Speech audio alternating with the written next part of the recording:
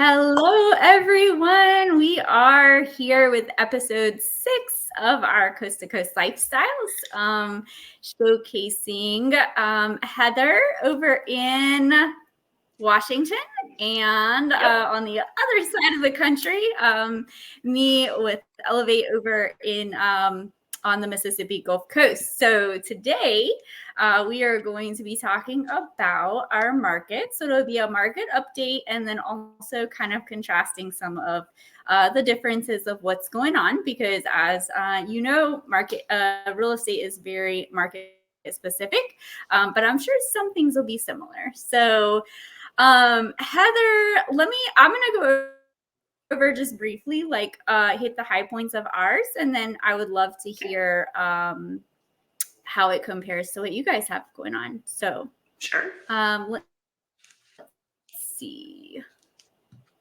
So I'm using for my example today Harrison County, just because I would say it's kind of like the average of the surrounding counties. It's certainly not the only county that I work, but it is one of the larger counties, so the information tends to be a little more consistent. So this is a report from RPR, which our Realtor Association provides, and it shows we are still in a seller's market for sure. And so we've got about 3.5 months of inventory. So for those that don't know, that's how many months it would take for everything that's on the market now to sell if no new homes came on the market. And then our list of sold price is pretty close. It's just under 96%, which is down a little bit from last month. And then our days on the market still very low. I'm sure yours will be to it. Now, this is how many days it was actually actively marketed. So I'm not sure if yours will be exactly the same as far as that goes. And then our median sales price is right about $250. It's actually up a little bit from last month. And our property values, estimated average or median, is actually up 10% from last year. So that's hitting the high points of our market. How's it going over there? Oh man. Yeah, so very different kind of market, as we know. So our inventory right now, little hard to see. Let me zoom in here. But our market right now is at 1.6 months of inventory.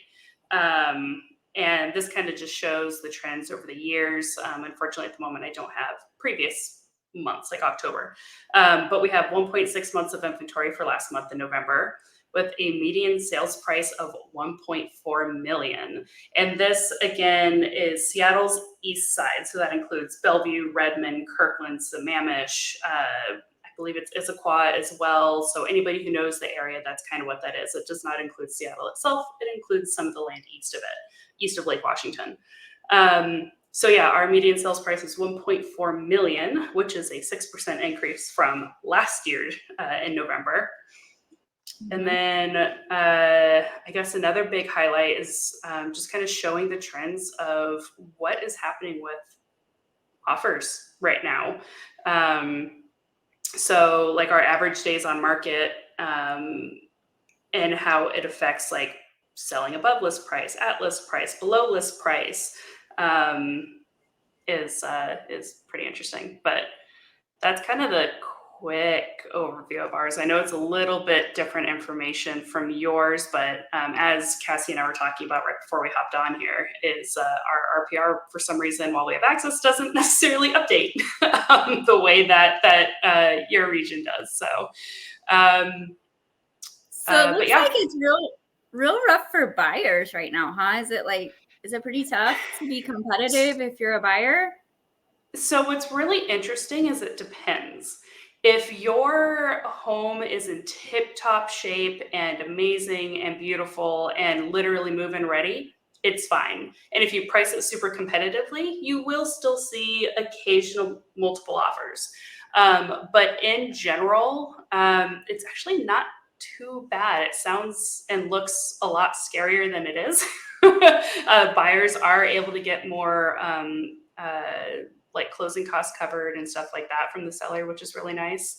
And as you can see here, there's been a lot of price changes, still about 59% of price changing or selling below list price. So despite the months of inventory being super, super, super low, it kind of is acting closer to a balanced market.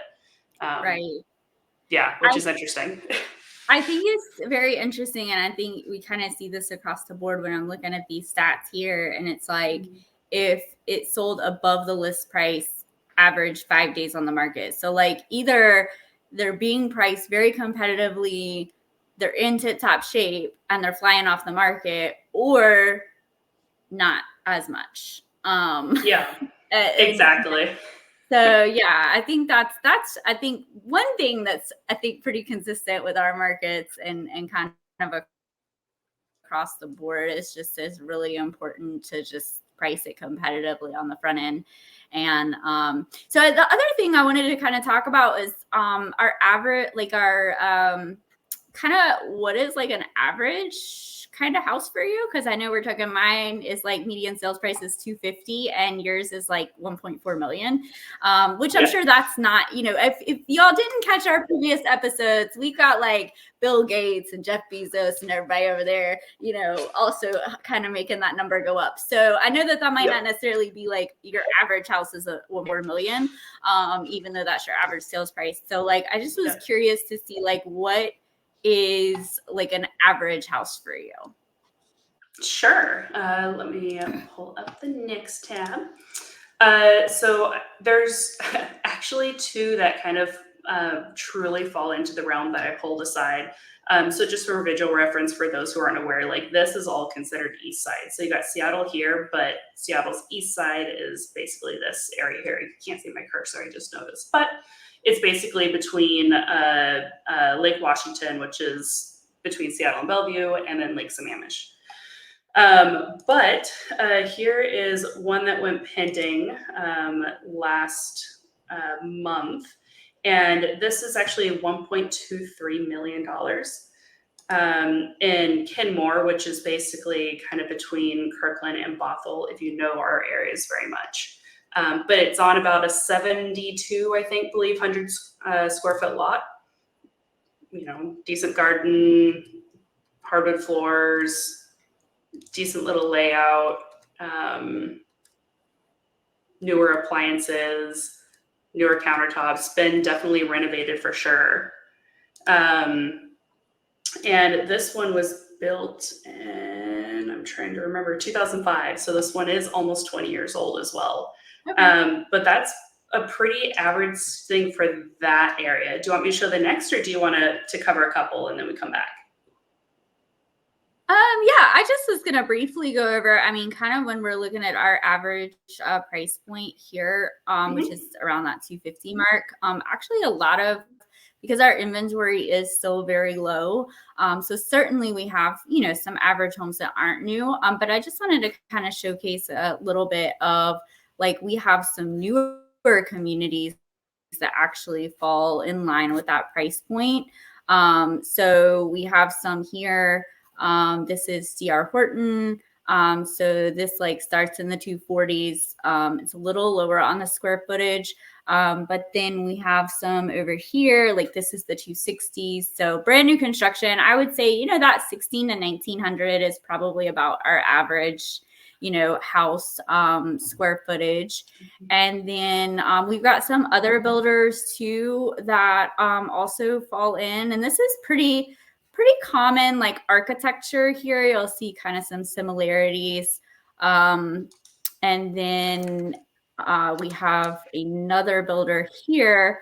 And these homes, this is kind of more of a like a New Orleans type feel. This is Elliott homes. And so they've actually got some, you know, starting in the 230s.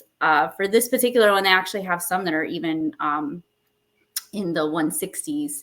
And there's definitely some like, you know, buy downs on rates and things like that. So that's kind of what I wanted to showcase for today. We might dig a little deeper another time. onto kind of, comparing some different houses. But I thought that was pretty cool. The builders are really doing a good job here of keeping things affordable and offering, brand new homes and still staying within that price point. So, but yeah, I want to see the next one you have, because I don't see $1 million houses every day. Yeah. Yeah, so we got another one. So on your point on square footage, by the way, that last house we looked at is about 2,100 square feet. This one here is about 1,900 square feet, built in 1980 originally. And this one is in Redmond, which is basically where Microsoft headquarters and a few other bigger companies are as well. Again, very techie. So this one, by the way, is more of a split level style, which is definitely a dated style for our area. I'm not sure if split levels are popular around the country or just really around us, but still a great little layout for this one. So you got a, sizable little living room, and again, been updated a few times, it looks like, over the years. But yeah, that gives you kind of a decent idea. This one is about the same size lot. So you got a little bit of a lawn, but not wow, hunormous is not a word. Ginormous. I don't even know what I'm trying to say. But yeah, so these are like very average houses. So this is the one that we looked at first right up here. And then this is the one I was just looking at. So this one actually closed last month. Okay. Very cool. But yeah, very interesting. So that's ours. Hey, out of curiosity, because I don't think we've ever talked about this. Do y'all have basements there? Some homes. Random question today. Yeah. So we do have some. Most of the traditional, I guess, more or less basements are going to be in actually the 100-plus-year-old homes in Seattle, which is where a lot of those older homes are still standing.